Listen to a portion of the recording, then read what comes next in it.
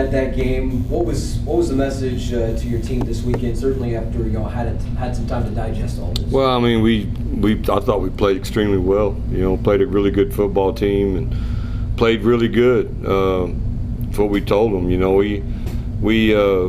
Here's the ironic thing: if we recover that onside kick, then the game's over, and everyone's telling you how great you played and how wonderful it was and how you came back and beat a good football team by 2 touchdowns, or it would have been 1 touchdown after the onside kick. And then that play doesn't go our way, and it ends up costing us, not just that play, but we ended up losing the game. And so people are acting like, we didn't play that great, which is untrue. I thought our offense and defense played wonderful, came back from a 7-point deficit at halftime. We just got to finish the game, and I think we'll learn from it. I know we're better from playing that game and better from the experiences that we had in the game, and just got to regroup and get ready for the next week. How good do you feel? I mean, I know a loss is a loss, but how good do you feel about this team, this program, doing what they did on Friday night? I mean, that was a good team. Yeah, really good team. Cedar Park has a great quarterback, and they got great schemes on both sides of the ball, and they do a wonderful job over there. And I thought we, like I just said, I thought we played extremely well. We just made a couple of mistakes, and we've got to get that fixed, and we will. It's just unfortunate. We've won some games just like that before here.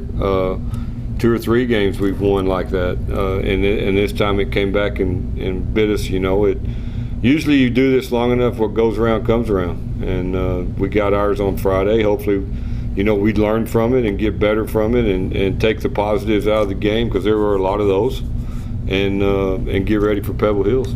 You shared with us last week that Brady Allen, or y'all had a game plan for the Cedar Park nose tackle. It turned out Brady Allen was going to be smooth to center. Right.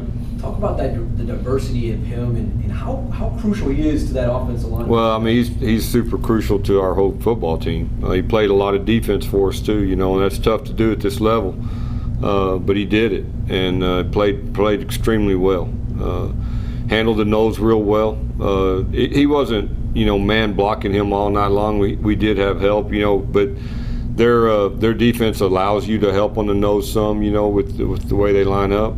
But I thought our whole offensive line played extremely well. We ran the ball well against these guys, and we ran for over 200 yards, passed for over 200 yards, scored 35 points. Feel good about all of that, and Brady was a big part of that. We did move him to center, and we're going to leave him at center because he's a good one, and he can handle people on his own, and he snaps the ball extremely well. So him snapping the ball makes our quarterback way more comfortable. We've had some snap issues up until last Friday, so all of those reasons are why we're doing it. He's still going to play a lot of defense for us as much as we can, but we've got to be smart about his reps also. Jalen Leifesteed, it seems like this kid, we're seeing him evolve as the weeks go by. And he had a lot of catches, certainly in that first half, where it's putting you on 2nd down, 3rd down situations to where it's not out of the realm of possibility. How about this kid, Mike? He's playing well. He had a great spring for us. We kind of found him in the spring off our JV, and he's done great. We just got to continue to improve from where we're at. He caught some good balls, and then we dropped a couple. In the 4th quarter, some crucial ones that we've got to make. And but overall, I thought he played extremely well. He's getting better each week. He's starting to feel more comfortable in the offense and understanding the speed of the game. And so I think there's sky's the limit for him. You talked about how good your running game was. Of course, that was a big key. But also on the other side of the ball, you pretty much shut down their running game. So how big of a deal was that? It was huge. They kind of abandoned their running game there at the end of the game, and especially in the 4th quarter, and that's a testament to how well we were playing. They went to a lot of empty sets, and the quarterback is good. I mean, he finds open receiver. He's really elusive, hard to get around. So I think that was some of their philosophy. Was just to put it in his hands. But they were down 2 touchdowns too there in the 4th quarter that they had to start throwing it more. And some of the game itself dictated that, but we did play well. We played well up front. I thought we tackled extremely well, Friday night. That's something that we've been working hard on to try to get better at, and I think we are getting better. I just think we played a really good football team, and we played really well. I'm not disappointed. I'm disappointed in the loss and how we lost and that we didn't finish the game, but I'm not at all disappointed in the growth of our football team. I think we've got a pretty good team, and if we can stay healthy, that's a big if for everybody. But if we can stay healthy, then I think we got a chance to do something in the district and be really competitive. You saw Malachi, certainly that fumble in overtime. I mean, he kind of went down a little awkwardly. Yeah, how's he doing? He's fine. He didn't hurt anything. He just took a weird step. Sometimes when you play on turf, it'll grab your cleat and stuff like that. But he's fine. He just kind of took an awkward step. He was trying to get away from the rush, and we had a missed assignment on that thing. We had the guy wide open, and we had a missed assignment, and it didn't block the edge pressure, and the guy got up in our face, and then he was just trying to do whatever he could to make a play, and didn't turn out well. But the crazy thing is, we go out there with the defense, and we got him into a 4th and long, and we were fixing to, just be okay. And then that quarterback once again just made a heck of a play on the 4th down play, and give him credit. Now you guys are getting ready for such a very long trek down to El Paso. How do you guys just prep for Pebble Hills this week?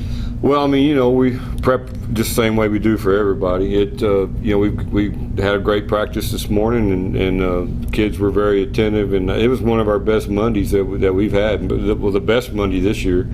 Mondays sometimes drag because you're putting in a new stuff, and you're teaching your defense what they like to do, and sometimes they don't go that great. But today was really good, man. I was impressed with their attitude, and we're going to be fine. We just got to get back on the winning streak. But we'll leave Friday morning. Nothing different really. We're just going to be gone all day. Usually we leave in the afternoon for a game, and we'll be leaving early Friday morning and making the trip, and we're going to stop in Van Horn and do some walkthroughs and kind of get off the bus and then go on in. The game's early.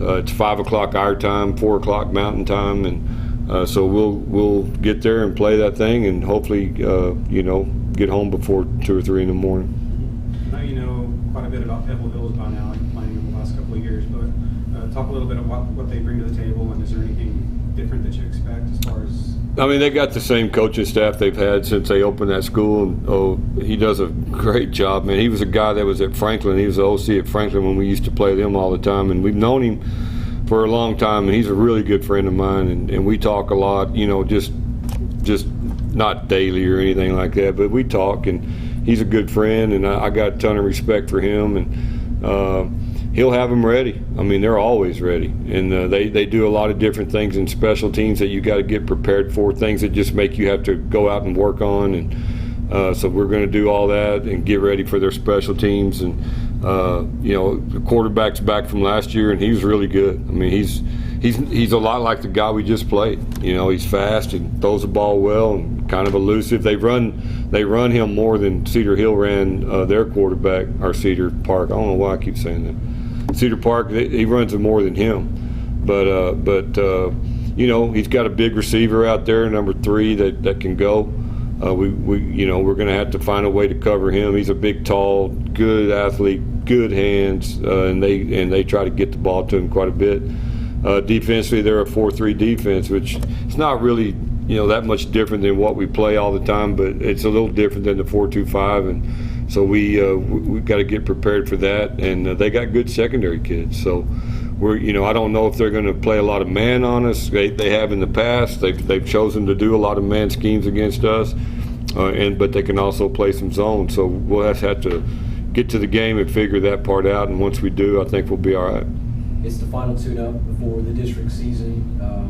How important is it for this one to just? It's such a long road trip, but yeah, there's a lot of things against you already, but how important is it to just? Well, it's important that we get back on a, we got to go play good and win, and just kind of feel better about everything. Our kids get a little momentum. Just get back on the winning side, that'll go a long ways. And you always want to be feeling good about it when you're going in the district. So I feel like, you know, if we go to El Paso and handle our business, we'll come back and we'll be ready for district. And Weatherford's got a great team. You know, I know they're playing well right now. They got a great quarterback, so we're not starting off with an easy one. Good thing is that they got to come here, and we play really good at home. Prior to the game on Friday, longtime PA announcer Sonny Cleary was recognized. Right. Just what was that moment like for you, just seeing someone that's just been a part of, you know, the Bobcats for so long, just getting recognized? It was cool. I mean, you know, it was well deserved. Been doing that for a really long time, and you know, kind of the voice of the Bobcats for, I don't know, 20-something years, and so it was a great honor, you know, to be a part of the last 10, and something that you'll always have that you can, you know, look back on, and you know, Sonny Clear is kind of a legend, you know, not only in announcing but starting track meets, and he's done the San Angelo relays forever. He's done the state track meet for a really long time. You know, he does it now, but you know, he's well known around the state, and anytime we can, you know, recognize someone like that, it's certainly an honor. Okay, appreciate y'all.